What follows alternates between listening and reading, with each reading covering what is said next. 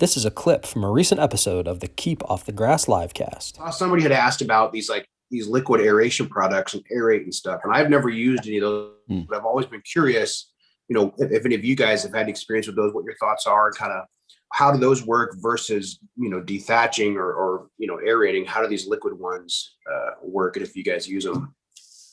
The liquid products, aerate, the Simple Lawn solution, soil loosener, I like to think of those as kind of complementary to like a mechanical aeration, where you're actually, pulling cores out of your soil. They're not, in my mind, they're not the same. You might get some water and air exchange kind of happen by using a wetting agent product like aerate or the soil loosener. And you'll definitely get the water kind of infiltration or penetration kind of that helps with those problems too. But in my mind, it's not a replacement for mechanical aeration. I look at it as kind of complementary. They kind of do different things that help each other, but they're not exactly the same thing in my mind, at least. Yeah, Sean, I'd piggyback off you on that one. Last year, I only used liquid aerate. I did not do any aeration last year, mainly because I wanted to put down a pre-immersion for the POA that I had. But yeah, you can't, it's apples and oranges, I think. There's some studies that were out that showed, the liquid doesn't compare to the manual aeration.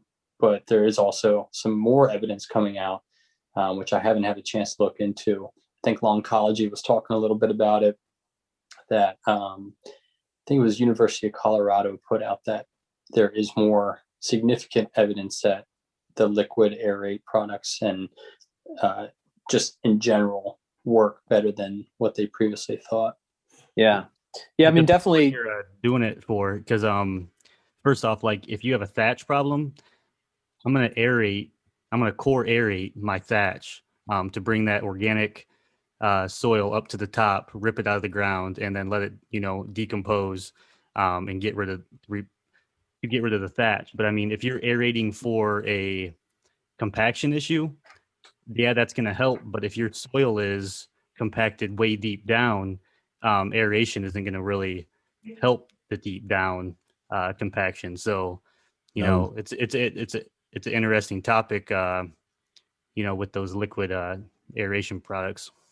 Right. No, I mean, they do make liquid dethatching product too, with like a molasses or things like that, which, those help kind of break down and decompose, things like clippings and dead material a little bit quicker. But, I don't know that they're going to break down, actual thatch, because that's, like the tangled mass of shoots and stems, and that stuff's not going to break down just by getting the microbial activity kind of decomposing on it, because it's not necessarily like a dead material. It's part of just the overgrowth of the plants. So yeah, I mean, there's liquid products. The aeration products are, like I said, complementary in my mind, and they are really good at the wetting sort of water infiltration kind of problems. But again, even when you do kind of core aerate, you're actually opening up your soil. That's a great time to, add in any kind of amendments you need to add in, if your soil test shows you could benefit from something like a granular humic acid, or that's a great time to put lime down if you need to raise your pH, or put in some elemental sulfur if you need to lower your pH.